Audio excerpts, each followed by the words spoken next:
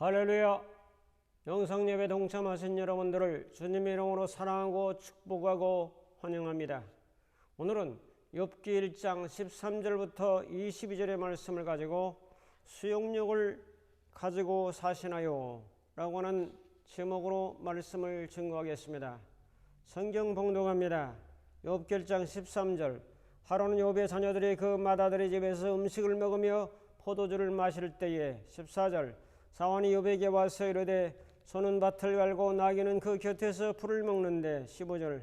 스바 사람이 갑자기 이르러 그것들을 빼앗고 칼로 종들을 죽였나이다. 나만 홀로 피하였으므로 주인께 아래로 왔나이다. 16절. 그가 아직 말하는 동안에 또 한 사람이 와서 이르되 하나님의 불이 하늘에서 떨어져서 양과 종들을 살라버렸나이다. 나만 홀로 피하였으므로 주인께 아래로 왔나이다. 17절. 그가 아직 말하는 동안에 또 한 사람이 와서 아뢰되 갈대아 사람이 새 무리를 지어 갑자기 낙타에 달려 그것들을 빼앗으며 칼로 종들을 죽였나이다. 나만 홀로 피하였으므로 주인께 아래로 왔나이다. 18절. 그가 아직 말하는 동안에 또 한 사람이 와서 아뢰되 주인의 자녀들이 그들의 맏형집에서 음식을 먹으며 포도주를 마시는데 19절. 그 진들에서 큰 바람이 와서 집내 모퉁이를 치매 그 청년들 위에 무너짐으로 그들이 죽었나이다. 나만 홀로 피하였으므로 주인께 아래로 왔나이다 한지라. 20절. 욥이 일어나 겉옷을 찢고 머리털을 밀고 땅에 엎드려 예비하며 21절. 이르되 내가 모태에서 알몸으로 나와 싸운즉 또한 알몸으로 그리로 돌아가올지라. 주신 이도 여호와시요 거두신 이도 여호와시오니 여호와 이름이 찬송을 받으실지니라 하고 22절. 이 모든 일에 욥이 범죄하지 아니하고 하나님을 향하여 원망하지 아니하니라. 아멘. 노르웨이 음악의 거장 올레블이라고 하는 음악가에 관한 이야기가 있습니다. 올레블은 어릴 때부터 음악을 대단히 좋아했습니다. 그래서 성직자가 되기를 바라는 아버지 때문에 음악을 배울 수가 없었습니다. 그래서 좋아하는 음악에 늦게 대학에 들어가서 몰래 시작할 수가 있었습니다. 낮에는 학비를 버느라 일을 하고 밤마다 바이올린 연습을 해서 그는 늦은 나이에 연주회를 갖게 되었습니다. 사람들에게 자기의 실력을 늦은 나이에 공부한 사람도 이렇게 연주할 수 있다는 것을 보여주게 되었습니다. 점점 많은 무대에 서게 되면서 올레블은 유명한 사람이 되었습니다. 그런데 어느 날 신문에 그에 관한 비판적 기사와 비판이 쏟아졌습니다. 올레블은 훈련되지 않은 음악가이다. 그런데 이 기사를 접한 올레블은 의외의 반응을 보였습니다. 그런 신문사를 찾아간 뒤 자신이 어떤 부분이 훈련되지 않았는지를 정중하게 질문했습니다. 그리고 더욱 놀라운 것은 그는 자신에 대한 비판을 수용하고 모든 콘서트 일정을 취소하고 연습에 들어갔습니다. 그리고 6개월 뒤에 다시 콘서트를 열게 되었을 때 많은 사람들은 그의 더 성숙해진 그런 아름다운 모습을 보게 되고 그의 실력과 이제 비판을 받아들여서 저렇게 훌륭한 사람으로 거듭났다는 데 갈채를 보냈습니다. 그렇습니다. 비판 앞에서도 수용하는 자세는 자기 발전의 채찍이 될 수가 있습니다. 그러나 대부분의 많은 사람들은 수용력이 약하기 때문에 어떤 사건과 또한 비난과 어떤 일들 앞에서 그것을 수용하지 못하기 때문에 자기 스스로 힘들어하는 경우가 너무 많다는 것을 기억해 보면서 오늘 욥과 연관해서 그런 측면에서 말씀을 드리려고 합니다. 수용이라고 하는 것은 어떤 것을 받아들이는 마음, 이 받아들이는 마음을 수용이라고 말합니다. 싱크대에 배수구가 있지 않습니까? 배수구가 작으면 물이 콸콸 많이 쌓여 있을 때 그게 제대로 나가지 못합니다. 배수구가 큼직하게 되면 아무리 많은 그 물이라 할지라도 쫙 빠져나가는 것을 바라보게 됩니다. 여러분, 수용력이 작게 되면 배수구의 관이 좁은 것처럼 뭔가 차고 넘쳐버리게 되는 것을 발견하게 됩니다.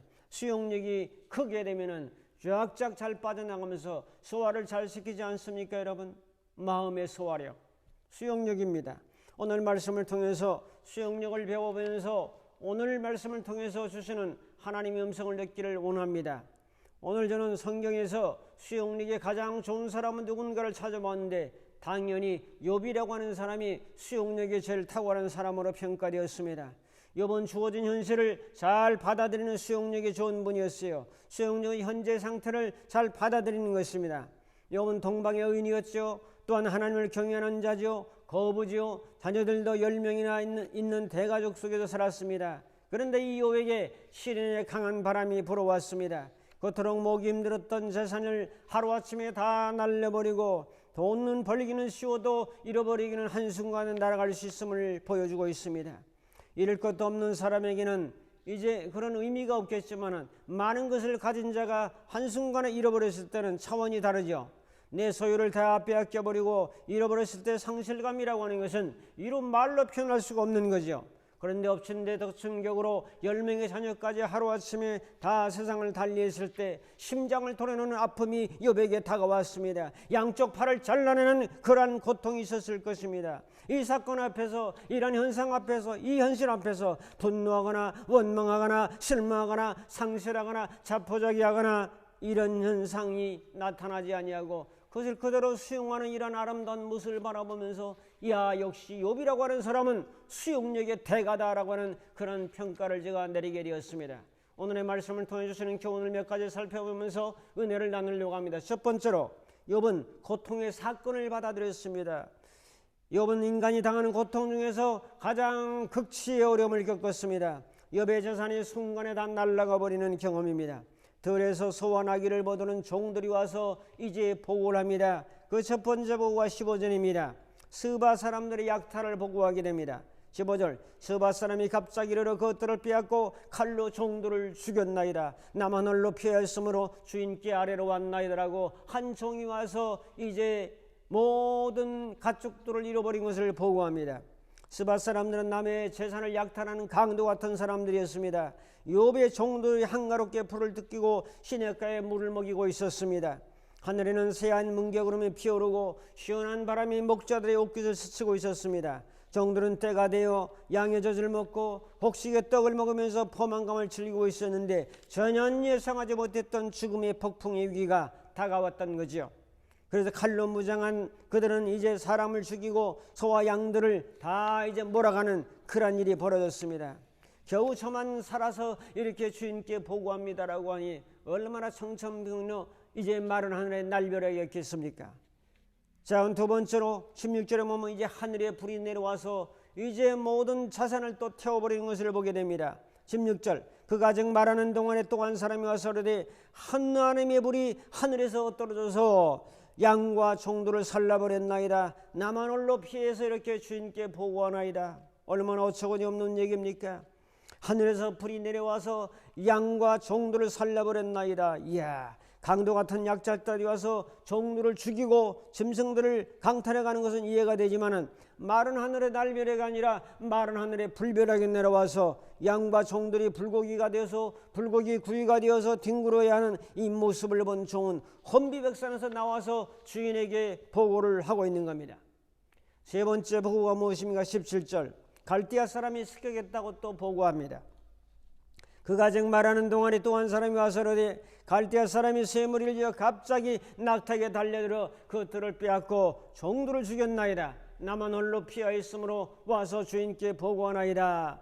주인님, 갈대아 사람이 쇠무리를 지어서 달려들어서 낙타를 이제 다 빼앗아 버렸습니다. 여러분, 기절할 정도로 혼이 빠져나가 몸을 가누지 못했을 것입니다. 그러나 욥은 어땠습니까? 욥의 대단한 점, 위대한 점이 이런 점입니다. 그 사건과 위기 앞에서 초연했습니다. 욥은 이런 사건을 거부하거나 원망하지 않았습니다. 내 재산을 다 잃어버린 것에 대해서 그대로 수용하였습니다. 종들을 책망하거나 자신의 신세를 한탄하지 않았습니다. 그리고 그 유명한 고백을 합니다. 위대한 사람은 가끔 위대한 말을 합니다. 20절에 옷을 찢습니다. 머리털을 밀어버립니다. 그리고 하나님께 예비하였습니다. 그리고 21절에 감히 그 누구도 한 번도 하지 못했던 위대한 선언을 합니다. 주신 이도 여호와시요 거두신 이도 여호와시라. 그렇게 고백을 하면서 여호와의 이름은 찬송을 받으실지이다. 기절할 정도의 말입니다. 저는 육신적으로 기절은 하지 않았지만 제 마음은 이 말씀을 준비하며 들으며 기절했습니다. 위대한 고백을 들으며 저는 더 이상 할 말이 없었습니다. 망치로 한 대 얻어맞은 것 같은 멍한 상태가 되었습니다. 설교 준비하다가 한참 전기에 감전된 듯이 앉아 있었습니다. 아, 위대한 고백이요. 주신 자도 여호와시오 취하신 자도 여호와시니 이 여호와는 찬송을 받으실지이다. 이런 환경과 고통과 모든 걸 잃어버린 상황 속에서 이런 고백이 어찌 나올 수 있단 말입니까, 여러분? 우리가 당하는 인생의 어려움들이 대단히 많습니다. 이것을 거부하면 힘듭니다. 광야에서 이스라엘 백성들이 고난의 행군을 할 때 불평, 불만, 원망, 대립, 다툼을 일삼았습니다. 광야의 고난의 발걸음이 왜 힘들지 않았겠습니까, 여러분? 그들의 사건과 환경을 마음에 받아들이지 못했던 거죠. 성도 여러분, 주어진 사건과 이 길을 그대로 수용하며 살아가는 것은 대단히 중요한데 이것을 수용력이라고 말합니다. 여러분의 수용력은 어떻습니까? 그건 두 번째로 욥은 죽음을 받아들였습니다. 18절 19절에 또 와서 보고합니다. 한 사람이 와서 주인의 자녀들이 마탱의 집에서 잔치하고 포도주를 먹는데 이제 큰 바람이 불어와가지고 내 집 모퉁이를 탁 치니까 그 집이 무너져서 청년들 위에 무너져가지고 다 죽었나이다. 아니, 한 사람이라도 살아야 되지 않습니까, 여러분? 다 죽어버리고 말았어요. 여러분, 재산을 잃은 것도 부족해서 자신의 분신 같은 이 자녀들이 하루아침에 한날 한시에 집이 무너져서 다 죽어버렸어요. 여러분 같으면 어떤 마음이 들겠습니까? 여러분, 재산을 잃었을 때와 동일한 행동을 합니다. 재산과 생명을 잃은 사건은 동일한 사건, 동시적 사건이었어요. 그날 일어났던 거예요. 옷을 찢고 머리를 밀고 동일하게 하나님을 예배합니다. 주신 자도 여호와시오 취하신 자도 여호와시니 이 여호와는 찬송을 받으실지라는 고백을 또 합니다. 힘든 일, 어려운 일, 병든 것, 속상한 것, 변화시킬 수 없는 것은 그대로 수용하시기를 축복합니다. 사람이 받아들이지 않으므로 고통스러워하는 것이 얼마나 많은지요. 한 자매가 있었습니다. 남편은 치과에 있었고 잘 나가는 사람이었어요. 갑자기 뇌 종양으로 이제 1년 2개월 투병 생활하다가 세상을 떠나게 되었습니다. 운영하던 병원도 정리하지 않고 기다렸습니다. 언젠가 반드시 기적을 믿고 살아서 이제 나는 병원으로 돌아가서 환자를 돌볼 거야 라고 하는 그런 믿음으로 그대로 놔뒀습니다, 여러분. 그러나 끝내 기도와 마음먹은 대로 이루어지지 않고 세상을 달리했습니다. 그때는 하나님을 원망을 많이 했다고 말했습니다. 그러나 지금은 이 사실을 수용했습니다. 아마도 신의 뜻이 있는 것 같다라고 고백했습니다. 이런 상황은 소설에서 나와 있는 얘기지 나하고는 전혀 무관하고 나하고는 전혀 상관없는 그런 이야기인 줄 알았다고 이야기했습니다. 1년 2개월 동안 함께 병원에 있으면서 많은 것을 생각하고 많은 것을 깨달았다고 했습니다. 고통하는 자들의 아픔과 괴로움을 이해하게 되었고 그들을 이루하게 되었고 그들에게 힘을 주는 역할을 감당해야 되겠다는 고백을 들어보았습니다. 이 자매도 현실의 상황을 수용할 때 새로운 삶의 출구를 열어갈 수 있었다는 얘기죠. 그 세 번째로 살펴볼 것은 욥은 사람을 받아들였습니다. 욥은 동방의 갑부요 의인이요 하나님을 경외하는 믿음의 사람이었습니다. 사람이 좋을 때는 잘 모릅니다. 어려울 때 그 사람의 진가를 알아볼 수 있는 거예요. 고통당할 때, 실패할 때, 병들었을 때, 재산을 잃었을 때 그 사람의 진가를 알아볼 수 있는 거 아닙니까? 욥기 2장 9절에 그의 아내가 그에게 이르되 당신이 그래도 자기의 온전함을 굳게 지키느냐 하나님을 욕하고 죽으라. 위기 때, 병들었을 때, 파산되었을 때, 어려움 당했을 때 함께 해주는 사람들이 귀한 사람들이에요. 욥의 마지막 의지할 기둥이 있다면 영적으로는 하나님이요 또한 가정적으로는 아내였습니다. 아내도 절망했습니다. 재산을 잃은 것도 가슴 아프지만은 자기가 낳은 그 자녀들을 10명을 다 잃어버렸다는 것은 내 목을 자르는 것 같고 나를 죽이는 것 같다고 생각했을 것입니다. 아내는 말합니다. 당신이 그래도 재산도 날리고 자녀도 다 죽었는데 그래도 바로 믿음을 지키겠느냐? 이렇게 인생이 망가지고 알거지가 되고 무너졌는데 자기의 온전함을 굳게 지키느냐? 반말을 하면서 막말을 하고 있습니다. 극단적인 말을 합니다. 여러분, 사람이 아무리 어려도 극단적인 말은 피하는 것이 좋습니다. 근데 이 아내는 뭐 소양이 부족하든 성격이 다혈질이든 어쨌든 간에 하나님을 욕하고 당신은 죽으라. 인생 끝장입니다. 인생 막판입니다. 하나님을 욕하고 죽어버려라. 이 이야기를 하고 있지 않습니까? 여러분, 자, 욥이 위대한 점이 어떻습니까? 욥기 2장 10절에 말합니다. 그가 이르되 그대의 말이 어리석은 한 여자의 말과 같도다. 우리가 하나님께 복을 받았은즉 화도 받지 아니하겠느냐고 이 모든 일에 욥이 입술로 범죄하지 아니하니라. 할렐루야. 여기에 욥의 위대한 진가가 드러나는 거 아니겠습니까 여러분? 아내의 말에 대하여 얼마나 수용적입니까? 그 아내를 꾸짖거나 책망하는 것이 아니라 참 어리석도다라고 하면서 복도 받고 화도 받고 하면서 이걸 받아들이는 거예요. 재산을 잃은 것도, 이제 아내가 요구하는 것도, 또한 자녀가 잃어버린 것도 받아들이는 거예요. 이 수용력이 대단히 탁월하지 않습니까 여러분? 아내의 심정을 10분 이해하는 것입니다. 어머니의 심정과 아내의 심정으로 충분히 헤아릴 수 있다는 거죠. 여러분, 욥은 진실로 수용력이 가장 탁월한 사람이었습니다. 하나님의 은혜였죠. 하나님이 함께 하시고 하나님이 도우시는 탁월한 믿음이 있기 때문에 그런 고백이 가능했다고 살펴봅니다. 얼마나 멋집니까 여러분? 얼마나 아름답습니까? 욥은 사람을 받아들였습니다. 철부지 같은 그 아내를 수용하였습니다. 수용의 책임은 내가 지는 겁니다. 현실과 사건과 사람과 시대를 받아들여야 됩니다. 받아들이지 않고 거부하면 여러 가지 부작용이 일어나게 됩니다. 다른 점과 틀린 점은 분명히 구분해야 됩니다. 나하고 다르다고 해서 다 틀렸다고 생각하지 마십시오 여러분. 틀린 것이 아니고 나하고 다를 뿐입니다. 사람들은 나하고 다르면 틀리다고 생각하는 것이 문제입니다. 안경 색깔이 빨간 거 쓰면 빨갛고 파란 거 쓰면 파란 거지 안경 자체가 잘못했습니까? 현실의 색깔이 다르다가 보인다고 안경이 틀린 것입니까? 색깔이 다른 것입니다. 똑같은 붓을 들고 그림을 그려도 똑같은 것을 보고 그려도 그림은 다 다른 것입니다. 우리가 제일 힘들어하는 것은 부정적인 사람을 수용하는 것입니다.